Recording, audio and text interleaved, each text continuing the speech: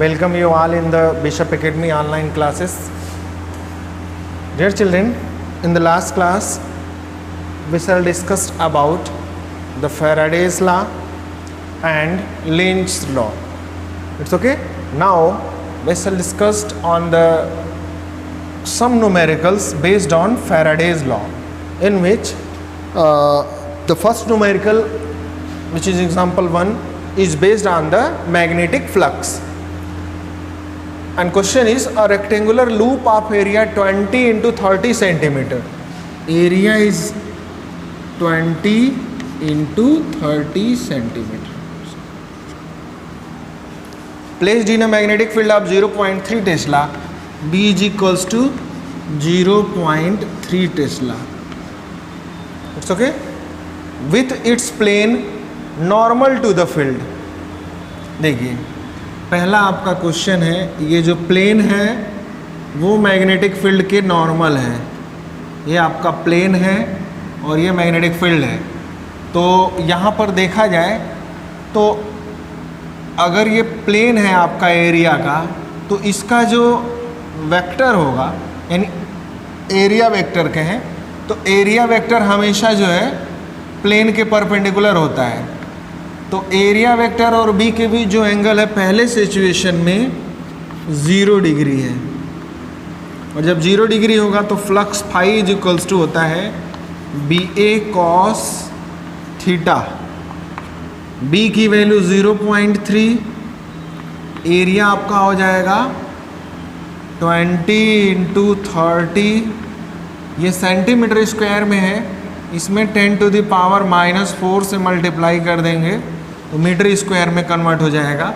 और पहला डिग्री है cos 0 का वैल्यू 1 होता है, इसलिए जो आंसर आएगा वो मल्टीप्लाई कर लेते हैं.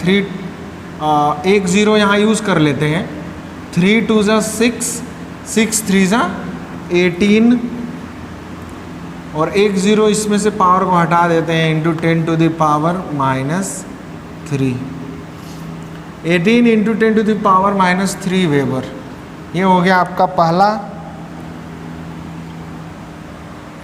ठीक है, दूसरा देखते हैं हम. सेकेंड दिया हुआ है inclined 30 degree to the field. चलिए फिर से हम एक फिगर ड्रॉ करते हैं. ये आपका प्लेन है और ये मैग्नेटिक फील्ड है. प्लेन और मैग्नेटिक फील्ड के बीच जो है 30 डिग्री का इंक्लाइनेशन है. तो अगर हम एरिया वेक्टर के नॉर्मल को ड्रॉ करें तो ये एरिया वेक्टर का नॉर्मल है, ये मैग्नेटिक फील्ड है. इसके बीच जो एंगल होगा वो 60 डिग्री होगा. ठीक ना, यहाँ पर जो एंगल होगा वो 60 डिग्री माना जाएगा. ध्यान रखिए, यहाँ पर जो एंगल दिया वो प्लेन का दिया हुआ है. प्लेन और मैग्नेटिक फील्ड के बीच एंगल है 30 डिग्री. ठीक, हमें चाहिए नॉर्मल और मैग्नेटिक फील्ड के बीच क्या एंगल. तो नॉर्मल और मैग्नेटिक फील्ड के बीच का निकालेंगे तो 60 आ जाएगा आपका. अब 60 डिग्री पे इसी फार्मूले को लगा लेते हैं. Phi is equals to B A cos 60 degree. B का वैल्यू 0.3, एरिया आपका देखिए यहाँ पर पूरा सॉल्व करके मैं लिख दे रहा हूँ. 3 2 6 into 10 to the power -4, 6 into 10 to the power -2 हो जाएगा. 2 0 2 पावर को कम कर देगा. और cos 60 डिग्री का वैल्यू 1/2 होता है. ठीक है, 2 से ये कट जाएगा, 3 आ जाएगा. 3 3 9, 0.9 into 10 to the power -2 weber. 0.9 into 10 to the power -2 weber आ गया. दूसरा थर्ड आपका क्वेश्चन दिया हुआ है पैरेलल टू द फील्ड, यानी कि जो फील्ड है और इसका जो प्लेन है वो दोनों एक दूसरे के पैरेलल हैं. तो नॉर्मल किधर होगा, यहाँ पर होगा. एरिया, ये मैग्नेटिक फील्ड है, इनके बीच का एंगल हो जाएगा 90 डिग्री. यानी थर्ड सिचुएशन में थीटा का वैल्यू 90 डिग्री लिया जाएगा. इसीलिए मैं क्वेश्चन बता रहा हूँ कि आप एंगल कैसे चूज़ करोगे. यहाँ पर फ्लक्स फाई की वैल्यू हो जाएगी बी ए कॉस 90. कॉस 90 का वैल्यू 0 होता है, इसलिए टोटल फ्लक्स जो है 0 हो जाएगा. ठीक, तो इस सिचुएशन में आपका फ्लक्स 0 होगा. ये आपका फर्स्ट क्वेश्चन का आंसर रहा. ठीक, पहले में 18 इंटू 10⁻³ 0.9 इंटू 10⁻² वेबर, और थर्ड में जो है 0 है। नेक्स्ट क्वेश्चन देखते हैं। नेक्स्ट क्वेश्चन है आपका the magnetic flux through a coil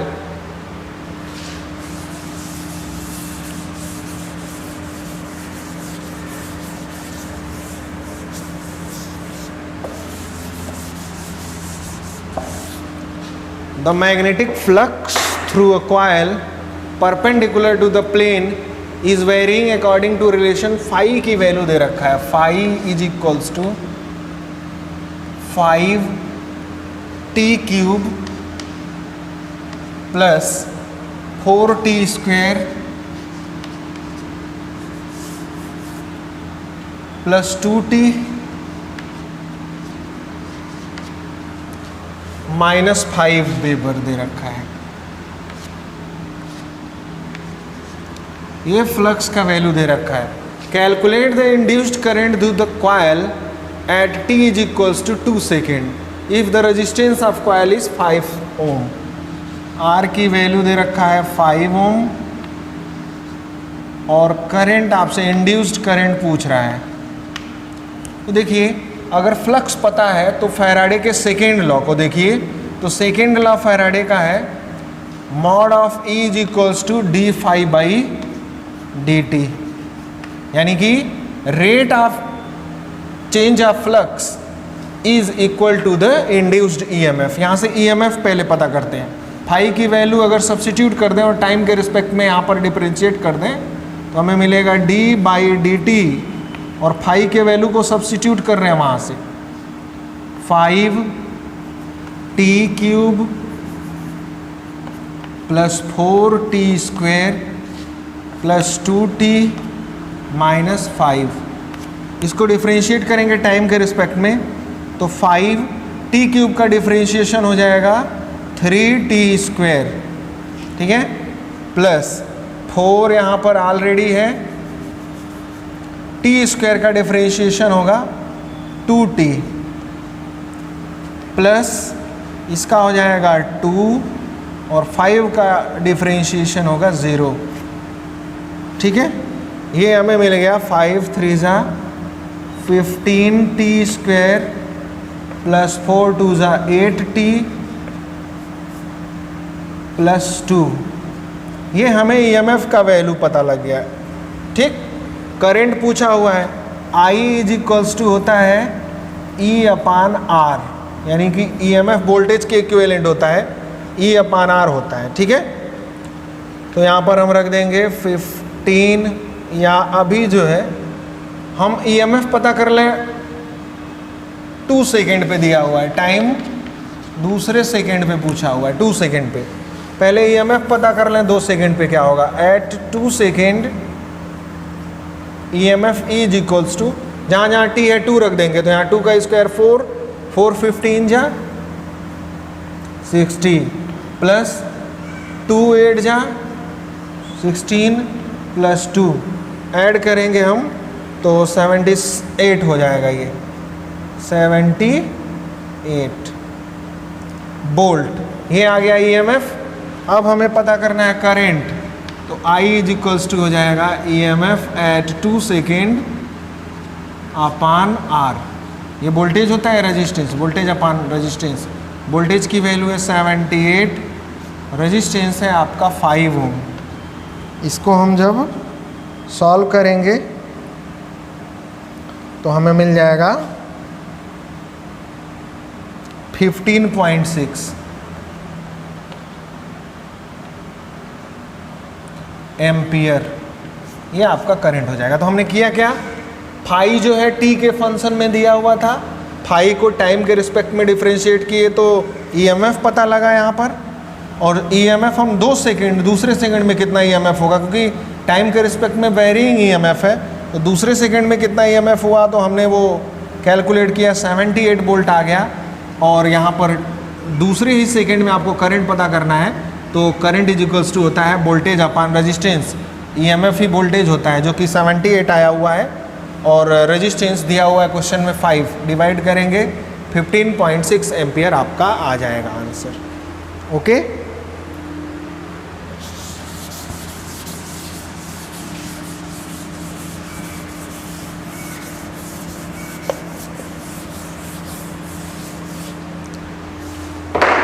next question है आपका, a coil with an average diameter of 0.02 metre, diameter दे रखा है 0.02 मीटर, तो रेडियस हमारा हो जाएगा 0.01 metre. Okay, is placed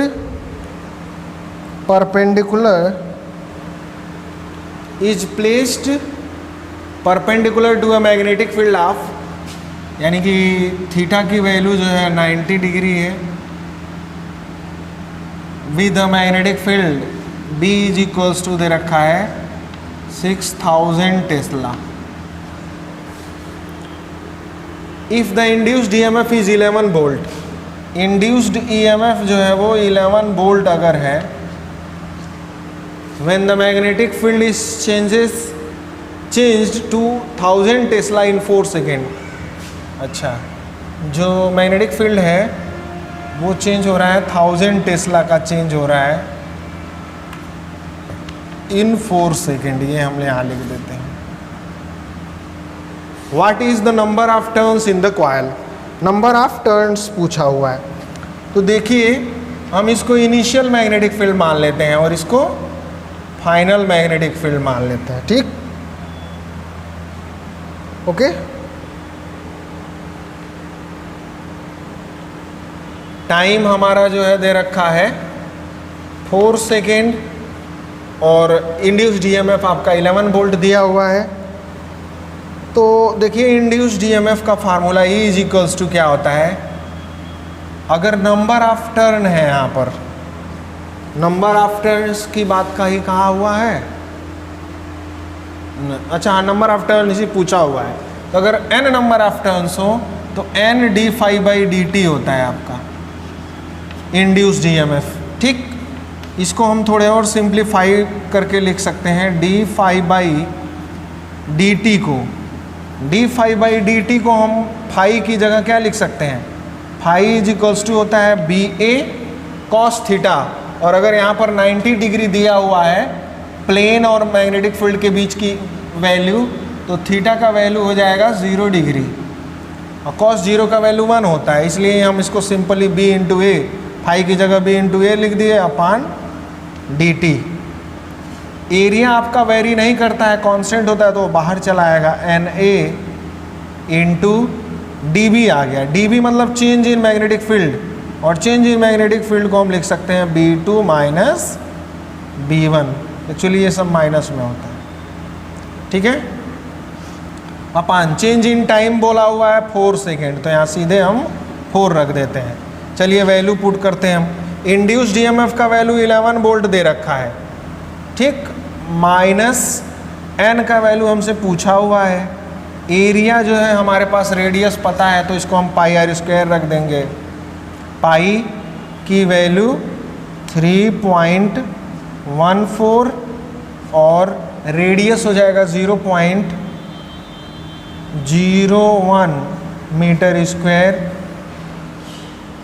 into, ये तो एरिया हो गया, n इंटू एरिया,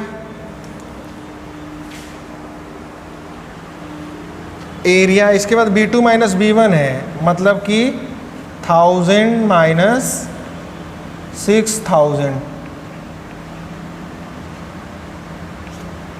अपान टाइम है 4 सेकेंड। ठीक है, इसको सॉल्व करेंगे, n को सब्जेक्ट कर लेंगे तो हमें n का वैल्यू मिल जाएगा नंबर ऑफ टर्न, और नंबर ऑफ टर्न मैं बता दे रहा हूँ आपका कितना आएगा।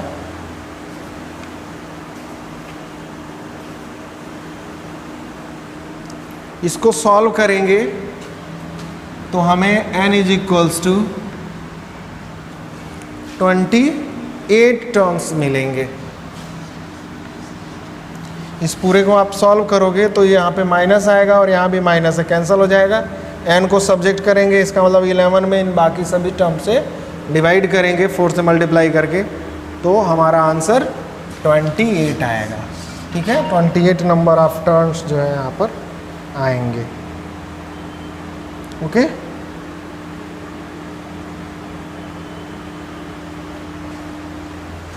अब जो है नेक्स्ट क्वेश्चन करते हैं।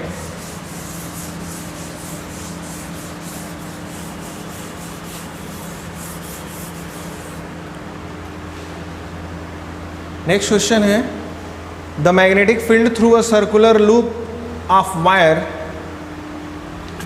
12 सेंटीमीटर इन रेडियस। रेडियस जो है 12 सेंटीमीटर दे रखा है एंड 8.5 ओम रेजिस्टेंस, आर की वैल्यू दे रखा है 8.5 ohm. Changes with time as shown in figure. Figure में आपका टाइम के साथ जो है मैग्नेटिक फील्ड चेंज हो रहा है। The magnetic field is perpendicular to the plane of loop. इसका मतलब थीटा की वैल्यू फ्लक्स में 0 हो जाएगी। Calculate the induced current in the loop and plot. अच्छा, हमें इंड्यूस्ड करंट पता करना है, आई। ठीक है, तो सबसे पहले हम इंड्यूस्ड ईएमएफ पता करें। ई इज इक्वल्स टू होता है D phi by D T, या इसको हम लिख सकते हैं डी फाई की वैल्यू लिख सकते हैं बी इंटू ए अपान डी टी। यहाँ भी थीटा की वैल्यू 0 डिग्री होगी, इस वजह से cos 0 का वैल्यू 1 हमने हटा दिया। एरिया कांस्टेंट होगा, बाहर हो जाएगा D B by D T. ठीक, change in magnetic field upon change upon time, ये ईएमएफ हो गया। अब हमारा जो मैग्नेटिक फील्ड है वो टाइम के साथ जो है अलग अलग रेट से चेंज हो रहा है, तो उसको हम कैसे कैलकुलेट करेंगे। सबसे पहले तो एरिया लिख लेंगे। एरिया हो जाएगा हमारा 3.14 into pi R square. R का वैल्यू 12 सेंटीमीटर है, तो 12 into 10 to the power -2 whole square. ये हो गया area. D B by D T, change in magnetic field. Change in magnetic field पूछा हुआ है। सबसे पहले देखा जाए तो जब टाइम 0 था तो मैग्नेटिक फील्ड कितना है, 0 है। और जब टाइम 2 सेकेंड हुआ यानी 2 सेकेंड में मैग्नेटिक फील्ड 1 हो गया है, तो B2 का वैल्यू 1 हो जाएगा, B1 का वैल्यू 0 हो जाएगा। और टाइम कितना होगा, ये चेंज इन मैग्नेटिक फील्ड है। फिर से देखिए, इसको हम चाहें तो B2 माइनस B1 अपान T2 माइनस T1 लिख सकते हैं। इस चीज़ को change in magnetic field upon change in time. चलिए इसको पुट करते हैं, तो ये 3.14 into 12 into 10 to the power -2 whole square. B2 का वैल्यू, यहाँ पर magnetic field, final magnetic field, क्योंकि मैग्नेटिक फील्ड कई तरह से चेंज हो रहा है, 0 से लेकर यहाँ तक यूनिफॉर्म है, तो वहाँ पर मैग्नेटिक फील्ड है आपका 1 माइनस इनिशियली है 0, यहाँ पर टाइम है आपका 2 और शुरुआत में टाइम है 0। जब इसको सॉल्व करेंगे तो आपको पहला ईएमएफ मिल जाएगा, और यहाँ पर ईएमएफ का जो वैल्यू मिलेगा आपको वो जो है 2.25 इंटू 10 टू द पावर -2 मिलेगा। इसको E1 नाम दे दिया जाए। E1 इज इक्वल टू मिल जाएगा 2.25 into 10 to the power -2 volt. ये आपका जो है फर्स्ट टाइम ईएमएफ मिल जाएगा, E1 का वैल्यू। ठीक है, इसी फार्मूले में अब करंट I1 का वैल्यू अगर हम पता करें, I1 इज इक्वल्स टू हो जाएगा E1 अपान R। रजिस्टेंस दिया हुआ है 8.5 ओम, यहाँ पे हम रख देंगे 2.25 into 10 to the power -2 upon 8.5 divide करेंगे तो ये वैल्यू आएगा 2.7 मिली एम्पियर। 2.7 milli ampere. ये आपका 0 से लेकर यहाँ तक पहुँचने में जो करंट होगा वो 2.7 मिली एम्पियर होगा, और ईएमएफ आपका होगा 2.25 इंटू 10 टू द पावर -2। चलिए ये हम नोट कर लिए I1। दूसरी तरफ हम E2 अब कैलकुलेट करते हैं। E2 कैलकुलेट करेंगे तो एरिया आपका एज यूजुअल रहेगा। ठीक, 3.14 into 12 10 to the power -2 whole square, और यहाँ पर आएगा B2 माइनस B1। तो आप यहाँ पे देखोगे यहाँ और यहाँ दोनों जगह मैग्नेटिक फील्ड क्या है, सेम है, यहाँ भी 1 है, यहाँ भी 1 है, तो B2 माइनस B1 करेंगे तो मैग्नेटिक फील्ड क्या हो जाएगा, 1 माइनस 1 अपान टाइम कितना है 2 से 4 सेकेंड हो रहा है, तो कितने का चेंज है 2 सेकेंड का। तो देखोगे न्यूमरेटर 0 हो गया तो ये पूरा आपका EMF ही 0 हो जाएगा, और जब वोल्टेज 0 है तो I2 करंट भी क्या होगा, 0 होगा। ठीक, थर्ड स्टेज में चलते हैं। जब आपका मैग्नेटिक फील्ड यहाँ से यहाँ पहुँचा तो फाइनल मैग्नेटिक फील्ड 0 है, E3 निकालते हैं। E3 एरिया तो वही रहेगा 3.14 into 12 into 10⁻⁻² whole square. Final magnetic field है 0, इनिशियल मैग्नेटिक फील्ड है 1 और टाइम है आपका 6 माइनस 4, यानी कि सीधा मैं 2 लिख दे रहा हूँ। इसको सॉल्व करेंगे हम लोग तो जो E3 का वैल्यू मिलेगा वो हमारा मिलेगा 4.5 इंटू 10⁻⁻², 4.5 इंटू 10⁻⁻², ये E3 का वैल्यू हो गया। करंट जब I3 हम पता करेंगे हो जाएगा E3 अपान R। E3 का वैल्यू है 4.5 इंटू 10⁻⁻² अपान R का वैल्यू है 8.5। सॉल्व करेंगे तो ये हमारा आ जाएगा 2.7 मिली एम्पियर।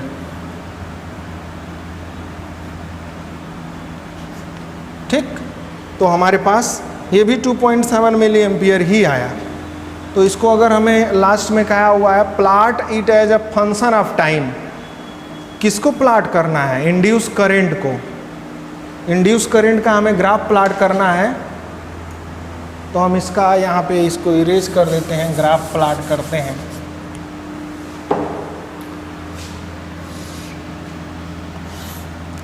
ये हमारा इंड्यूस्ड करंट यहाँ ले लेते हैं और इस पर टाइम, सबसे पहला टाइम 2 लेते हैं, फिर 4 लेते हैं, फिर 6 लेते हैं, यहीं तक की ज़रूरत भी है हमें।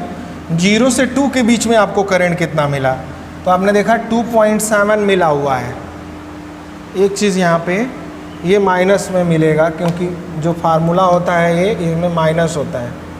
ठीक, तो ये माइनस आपका आता जाएगा, यहाँ पर माइनस आ जाएगा, -2.7 सपोज कर लिया हमें यही है -2.7, तो करंट आपका यहाँ से यहाँ तक कांस्टेंट मिल रहा है। ठीक, उसके बाद 2 से 4 तक जो है करंट I2 मिल रहा है जो कि 0 है, तो 0 इसी पे जाएगा। उसके बाद जो है 4 से 6 के बीच करंट 2.7 मिली एम्पेयर मिल रहा है, यहाँ माइनस होगा और यहाँ भी माइनस आ रहा है, मिल के प्लस हो जाएगा। ठीक है, तो ये प्लस मिलेगा आपको, ये हो जाएगा आपका 2.7 ऊपर। तो इस तरह का प्लाट मिलेगा आपको। यहाँ टाइम इस एक्सिस पे मूव कर रहा है और इस एक्सिस पे जो है आपका इंड्यूस करंट है, तो ये आपका ग्राफ मिलेगा यहाँ पर इस तरह का। Okay, so thank you for watching this video and if you have